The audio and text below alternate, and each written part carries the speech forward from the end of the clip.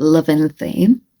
Are you ready for The Weavers by Emily Inkpen? Emily, if I make any mistakes, I'm sorry. I have done like 15 of these so far, and I keep panicking that I'm doing it wrong. But I swear I am trying my absolute best, and I wanted to get perfect. So if I still manage to do a few mess up, I blame my neurodivergency. So just bear with me. It's one of those tonight. But as you can see, I got my Snuggie on, and I am ready for a little bit of a cold chill to run down my back as I read this bad boy. So let us begin. This is The Weavers by Emily Inkpen. Franny said they wouldn't get lost, but that was before the smog came down. They'd gone out for bread and taken a turn, and now they were somewhere in Sealy. I could scatter crumbs from the crust in my pockets so we can see where we've been. This isn't that kind of story, Herb. Don't be silly, Franny snapped. We went the wrong way, that's all. Franny didn't like to admit when she'd made a mistake, but on this occasion the mistake admitted both of them freely. They'd walked innocently into a wide, hungry mouth and its sharp teeth held wide. Ma Robin says one wrong turn is all it takes in this part of London. Then the streets all look the same and it's all you can do to find your way, Herb whispered. Shivering against the cold, watching wisps of thick yellow fog drift before them. These streets look like our streets, but they're not our streets, Franny replied, and they go on forever. Are we going the right way now? Herb asked, looking around at the murky houses. We tried going back, but the way we came isn't here anymore. It feels like we're further in. If it's that kind of story, we have to find our way through, Herb said. His sister clicked her tongue impatiently. Why does this have to be a story at all? Ma Robbins says that every day's a new story. Well, Ma Robbins isn't here, is she? Franny puts her hands on her hips and stares around. Ma Robbins' Christmas dinner would begin shortly. Under her red coat, Franny was wearing her best red dress with the white collar, and Herbie had forced into a tie, a red one. Franny studied a street sign, her dark ringlets bobbing. Warren Way. We must have turned off one street too early when the smog came down. If we did, we'd be on Dead End Lane, Herb pointed out. Not such a dead end, Franny said. Listen. What? It's silent. There's rows of houses. Each has a light on in the window, but there's no sound. Can you hear anything? Herb shrugged. When the smog falls, people go inside. But the ones who are outside make a lot of noise because they can't see anything, Franny sighed. Took a trailing tendril from her spindly brown plant growing above the street sign and tied a knot in it. So we're going through? Herb guessed. I suppose it's that kind of story, Franny said, throwing a dark ringlet over her shoulder in a businesslike manner. Evenly spaced gas lamps hissed overhead and their footsteps echoed off the houses to either side. The terrace seemed to go on forever. An endless parade of bare blackened brick, broken by a window, a door, a window, a door, all of them opening straight onto the street. Every window glowed dully through the smog, the hard lines of the frames and sashes obscured from view. Glancing upwards, it was difficult to see how tall the buildings were. It might have been that they went on, up, forever. Franny, are the houses getting closer? Herb whispered. Franny stopped and looked around. No, Herb, you're imagining things, I think. You should listen to the boy, said a high, cracked voice, making them both jump. Where there had been nothing and no one, an indistinctive figure now stood leaning against the nearest lamppost. What are you? Herb asked, loudly, his voice echoing in the eerie silence. Herb, Franny cried. I am so sorry. What my brother meant to ask was, who are you? The figure cackled. Your brother had it right. Herb, is it? Yes. Herb took a step forward, but Franny dragged him back. Both a little lost, aren't you? We're fine, thank you, Franny snapped. You should be getting along home yourself. Oh? The figure straightened up and snapped its fingers. Herb closed his eyes tight, and when he opened them again, he and Franny were standing in direct lamplight. The figure appeared to be no more than a boy, wearing rough clothes, a frayed waistcoat, short trousers held up with a string, and a shirt that looked like it had never seen a collar. The string was looped around several times, and a length of it lay coiled on the ground beneath his tattered thin boots. His pinched, pointed face and sharp yellow-brown eyes were fixed on Herb. Little sillies, he cackled. No, Franny snapped. That's not it. We're on our way home, that's all. Oh, well, you can walk and walk along this road and you won't get anywhere at all. It's best to take a turn if you want to go somewhere. We're going east, Franny said.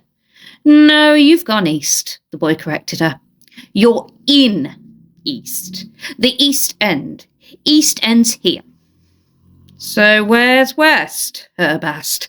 The boy shrugged. Who needs west? Franny sighed irritably. We do. We should go back the way we came. What would that help? The boy asked, taking hold of a lamppost and swinging around it, trailing the string behind him. Because if we don't want to go east, we need to go west, and west is the other way. No, it isn't, the boy replied. You're in east now, so even if you go the other way, you'll still be in the east. First, you have to find your way at the east. Then you can choose which direction to go in. Franny folded her arms. That's not how directions work. The boy stopped mid-swing, his face inches from hers. Isn't it? The gas lamp flickered and Herbie gasped. For one split second, the boy's clothes were richly embroidered, and the string that had been trailing behind him, lifeless and limp, became a greenish tail that flexed and twitched. Franny must have seen it too, for she took a step backwards and stared. Take a turn, any turn, the boy cackled and danced away into the smog, the string whipping at his heels. Well, of all the impertinent... We need to take a turn, Franny. Franny took Herb's hand. It's all right, we found our way east. West has to be around here somewhere. They continued along the street, their breaths condensing in the cold air after what felt like a long while. A turning appeared. Weaver's Way, Franny read, thoughtfully. What's this? A length of yellowish white thread was looped around the nearest lamppost and stretching, glittering with frost, to a fence on top of the street. Patches of it widening into a crochet work before returning to a plain thread. It floated off down the street and disappeared into the smog. Franny reached out. Don't touch it, Franny, Herb said, but it was too late. Don't be silly, it's just cotton string. I don't think anything is just anything in the East, he whispered. It must be tied to something. Her voice trailed away. Perhaps someone put it here to help them find their way. Well, those people weren't us, Herb said. Franny held tight to his hand, hooked a finger over the line and stepped forward. Another lamp appeared ahead, and from that one, more white threads looped away into the darkness. Franny giggled. This is fun. She selected another thread and followed it, but only got a few steps before Herb tripped. How you let your brother trip? Shame on you, Franny. There are threads on the ground, he said, squinting down. Franny frowned. We need to be careful where we tread. You watch our feet and I'll watch ahead. They continued, stepping over and ducking under cross threads, which grew thicker the further they went. Under the next lamppost loomed out of the fog. It hissed and spluttered, bound tight with twine. Loops and stretches of crochet were woven overhead, mixed with intricate yellowed lacework and drapes of loose knitted wool. Pale threads running in all directions up and down the street. It seemed to have come together in this tattered collection. As they gazed at the eerie tangle before them, one thick line of crochet stitching started to twitch. A wisp stretch of lace pulled unnaturally, moved by one of the delicate lines that held it in place. The thread Franny had a hold of jerked out of her hand, and she stifled a scream.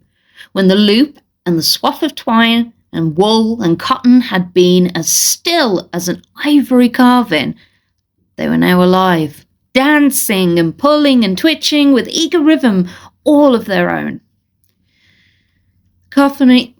The cacophony of movement had not produced a single sound. Now a rhythmic clicking broke the silence.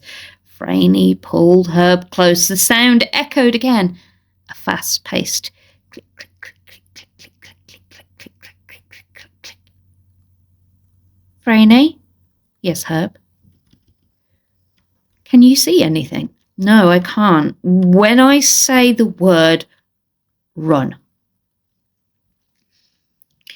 We can't, Franny. We'll trip on all the threads. The clicking stopped abruptly, and the threads fell still once more. Well, well, well, look who found their way into our home on a foggy night. The woman's voice was soft like a whisper that snapped at every syllable. Franny and Herb span around to see a tall lady wearing a black dress. She had a large black bonnet on her head and a thick black ringlet, which hung to either side of her face, completely obscured by a close veil of mourning. She hooked her skirt up and stepped sideways over a thread. We're sorry for disturbing you, Franny stammered. Please, tell us, which way is west? Or at least, how do we leave the east? The widow tilted her head and her ringlets twitched. Leave east? Not with this thicket, Smog. To find your way through, y'all get caught in the threads and they're even thicker up ahead. Her voice was soft and rasped with every syllable. Franny looked like she was about to say something, but she closed her mouth tight. Good call, Franny.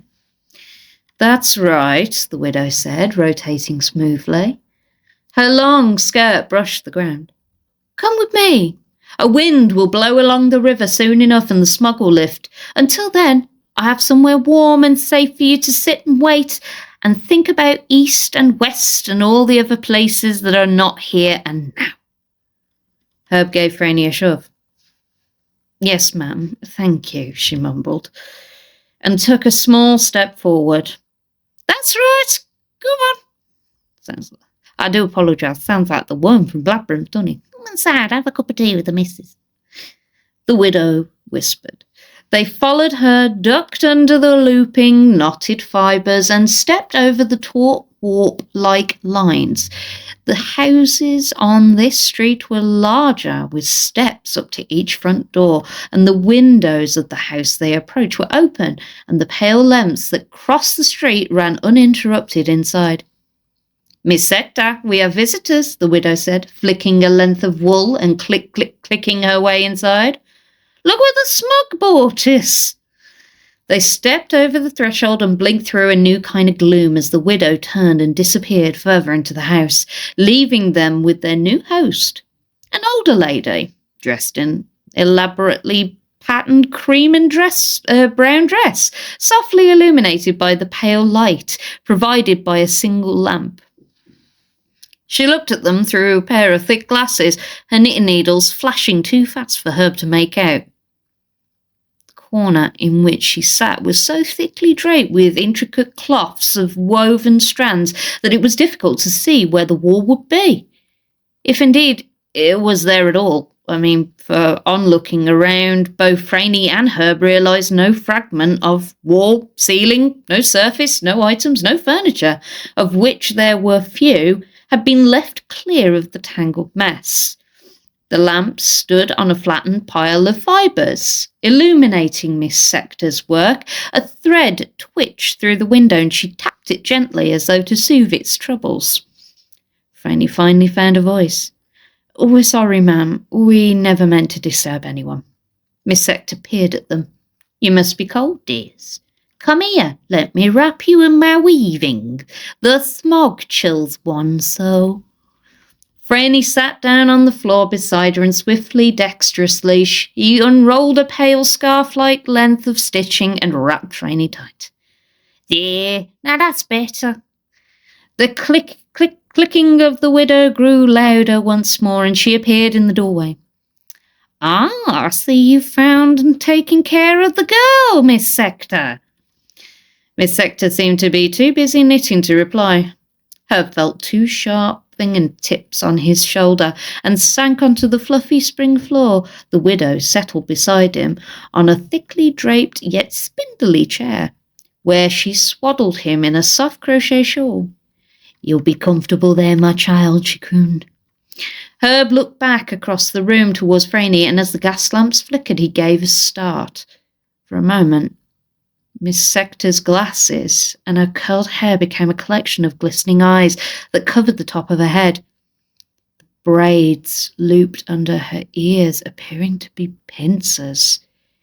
He blinked, and the lamplight settled once more. I'm so sorry for your loss, ma'am," Franny said to the widow, her voice as thin as the many threads that bound her. "My loss?" the widow whispered. Franny blushed. You're in mourning." "Oh, I'm not a real widow," the widow replied. "I dress as one, but I'm not one. You can see the difference if you look closely." Herb would have looked at her close-veiled face, but her hands distracted him. Her hands or her needles, both or neither, for even allowing for the wide lace sleeves of her dress, he could see no fingers, only a single sharp black pointed needle with a slightly hooked end protruding from each. There were no swiftly turning at the lacework across a board on her knee. "Where did you get all the thread?" Herb asked, gazing at the thickly draped ceiling. "What an interesting question." "There's no need to worry about wool and cotton and thread and twine or yarn here, my dear.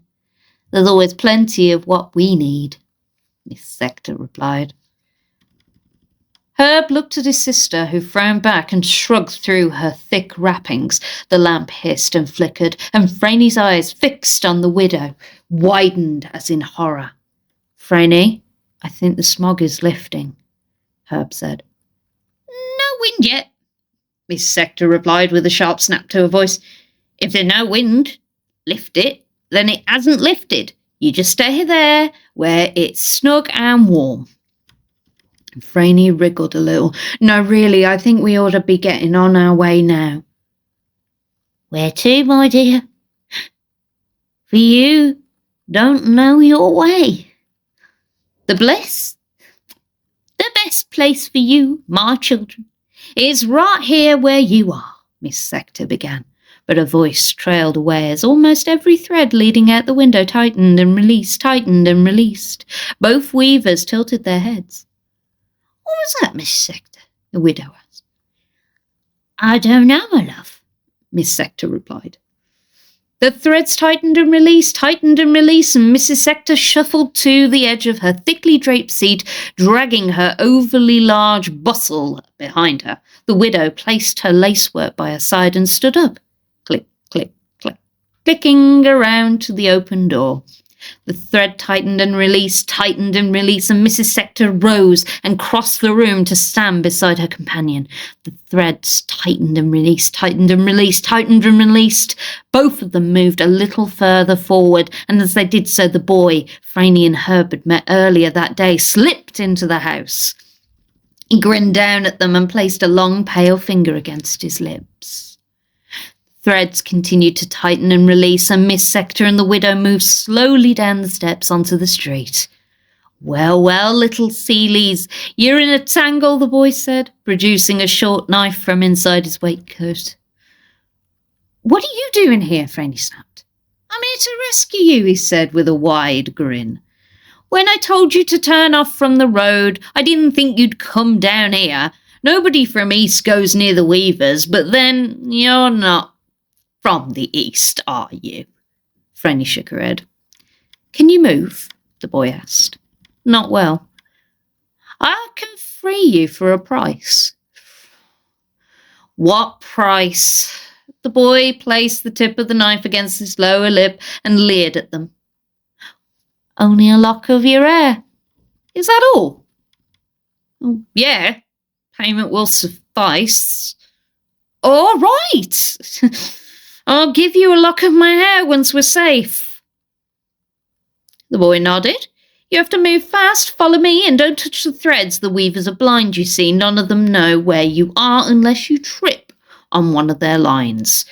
Herb looked at Franny, who nodded. What's making the thread twitch?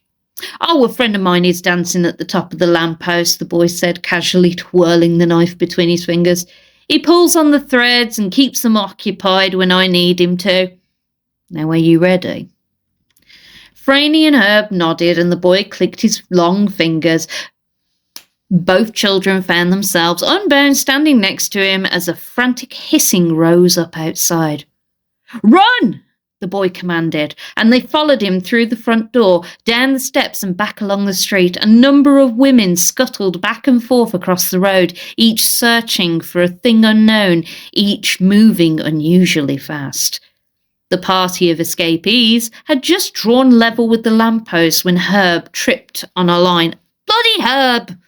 The boy froze and Franny followed suit. The hissing died down and the rhythmic click, click, click, clicking of the widow echoed through the silence.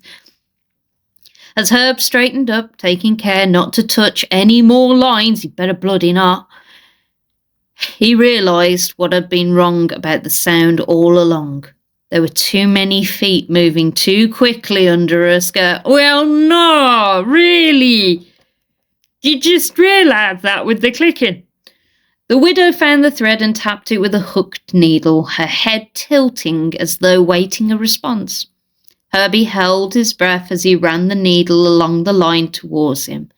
The gas lamp hissed and flickered, and the black knot down the front of her dress, her corseted waist, and her large, round, and pronounced Brussels revealed themselves for what they really were. The cleverly disguised anatomy of an enormous spider. Even the dark ringlets hanging to either side of her face now appeared to be sharp, polished pincers, twitching and quivering in the spitting light. Herb swallowed his horror, holding both his breath and his life. The thread tightened and released, and the widow's head snapped back to the lamppost. She scuttled away, and Herb ducked under the line to rejoin the others. They set off. As a guide moved from lamppost to shadow and back again, his clothes changed through a myriad of hues. In the sputtering light, his hair became a shock of rich auburn, and his greenish skin shimmered with gold. As he twisted and turned, somersaulted and leapt, he snapped his long fingers, and brightly coloured Jay swooped through the threads to join them. At the end of the road, and quite out of breath, they slowed to a stop. It was a few minutes before Franny and Herb recovered. And by the time they did, it had started to snow. The boy flashed them a crooked half-smile through the golden lamplight snowflakes. You owe me something, Franny. Franny scowled. What do you want with my hair anyway? He walked forwards, lifted a glossy dark ringlet from her shoulder, and with a flash of his knife, severed it.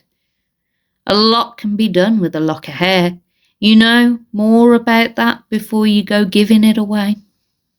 Well, you should know more about that before giving it away. That was what I was meant to say. Without it, we would still be back in that house with Mrs. Sector and the widow.